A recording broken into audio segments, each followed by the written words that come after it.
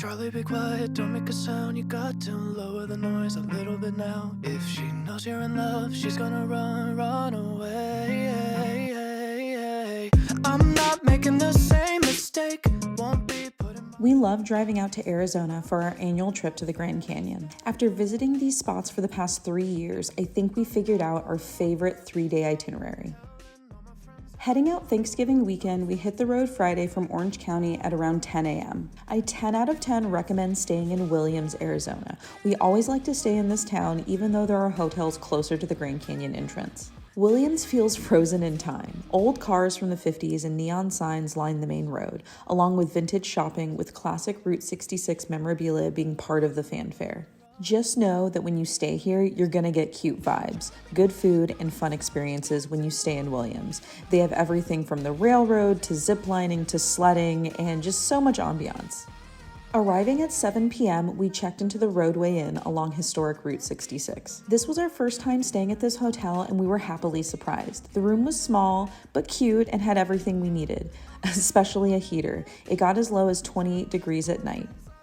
This hotel is located right in the heart of Williams, so we could walk to all the exciting things happening in town for the holidays. Contrary to the areas closer to the national park, you have a great selection of food and drink options. All are unique, family-owned, and really take pride in their menu.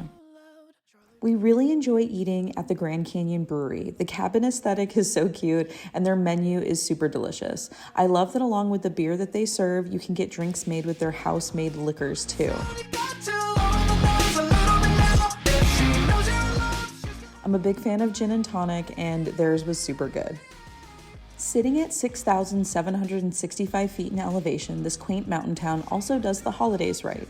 Williams is also home to the Grand Canyon Railway. We strolled the railway station for all the Christmas lights and saw that they do a Polar Express version, which sounds like it would be a really fun thing to do around Christmas time.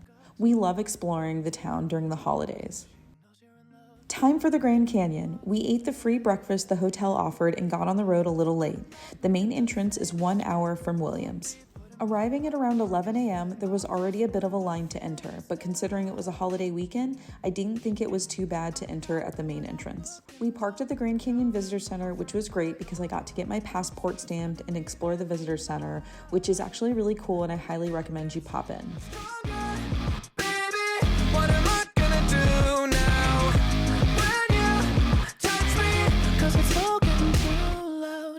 Time for Mather's Point, which is a really easy walk from the Visitor Center. This is one of the most popular viewpoints on the South Rim, especially for sunset, and it's for good reason too. It's easily accessible, but also check out this view.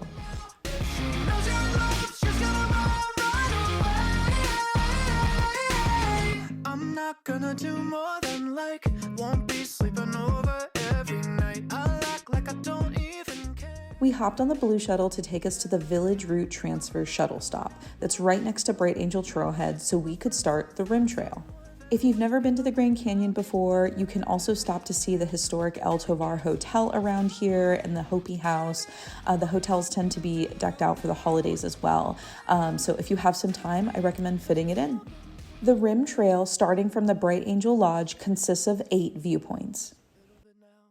Maricopa Point, Powell Point, Hopi Point, Mojave Point, The Abyss, Monument Creek Vista, Pima Point, and Hermit's Rest. You can access these viewpoints 3 ways depending on what time you're visiting. You can always hike the trail itself, which is our favorite way to explore. It's about 7 miles starting from the Bright Angel Trailhead, all the way to Hermit's Rest. If you're visiting before November 30th, Hermit Road is only accessible by the free shuttle. But after this date, you can drive your car to all these viewpoints. The shuttles can definitely be busy, but we were pleasantly surprised to see that the shuttles and the park had lesser crowds during the winter than the summer. We set out for the day knowing only one thing: where we wanted to watch sunset. We checked our weather app to see what time the sun was setting, which was going to be around 5:15 p.m. that day. And off we went, knowing where we needed to end up. We took our time on the Rim Trail, really enjoying that this easygoing trail not only meanders along the South Rim for cool peeking views of the canyon, but it also goes through bits of wilderness. I love being around trees. Charlie, be quiet, don't make a sound. You got to lower the noise a little bit now. All All of the viewpoints along the South Rim are absolutely beautiful. We visited Maricopa Point,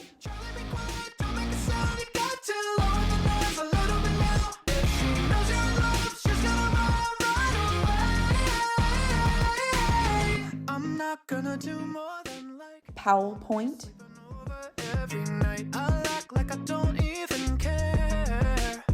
Yeah, I'm not going out looking dumb, telling all my Hopi Point, which, something to note, this is one of the only viewpoints that has a bathroom, so plan accordingly.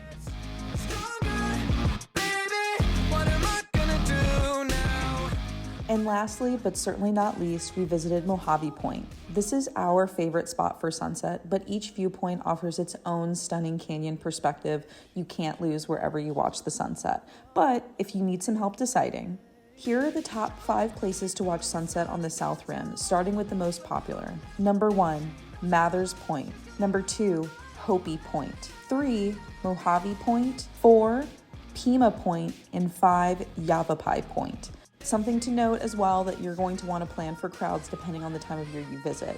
For us, we anticipated some crowds and we picked a spot early at Mojave Point. We found the perfect bench with the most amazing view of the Colorado River. I'd recommend being at least 1 hour early for sunset if it's busy in the park. And if it's going to be cold, bundle up. We started getting super cold at around 4 p.m. Luckily, I had packed some hand warmers and gloves, and of course, we're wearing beanies and jackets. But I definitely wouldn't have minded an extra layer in my backpack. As it neared 5 p.m., the canyon started to transform and glow. And as the sky turned from blue and purple to orange and pink, we strolled to Hopi Point, which was minutes away. And this sunset, you guys, check this out.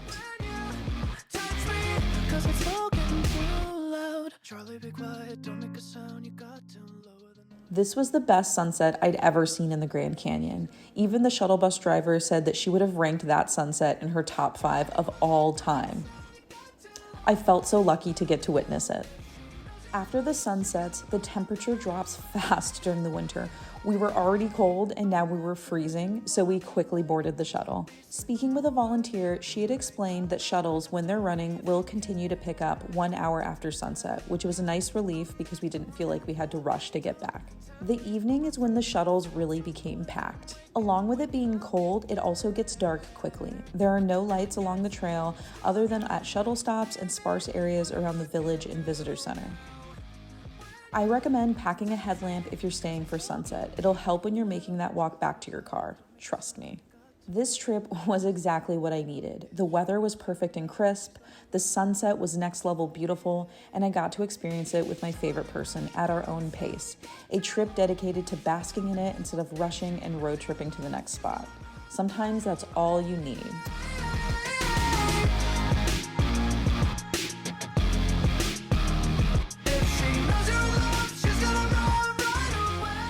We headed back to Williams and had one final dinner at this Italian restaurant called Station 66. It was just steps from our hotel, and we really enjoyed sharing their mac and cheese and their pizza, and we loved these hot toddies that really warmed us up that night. And we definitely crashed because we were so tired. We woke up feeling really well rested and decided to make an early start on the day. We headed out and grabbed some breakfast at Goldie's Diner, our favorite small town breakfast. They're so nice and the food is diner perfection. Not to mention, look at these Route 66 vibes. And now it's time to make the nearly 7-hour drive back home and attempt to get home a little early before the work week. What a great trip. I love being a weekend warrior. Thank you so much for watching. I appreciate you. Be sure to like this video and subscribe. It really helps the channel. I hope you're able to explore the outdoors this winter. Let me know in the comments where you love to travel during the winter, and maybe I need to put it on my list. All right, thank you so much for joining. Catch you in the next one. And remember, no risk, no magic. I'm not gonna do more than won't be sleeping over every night.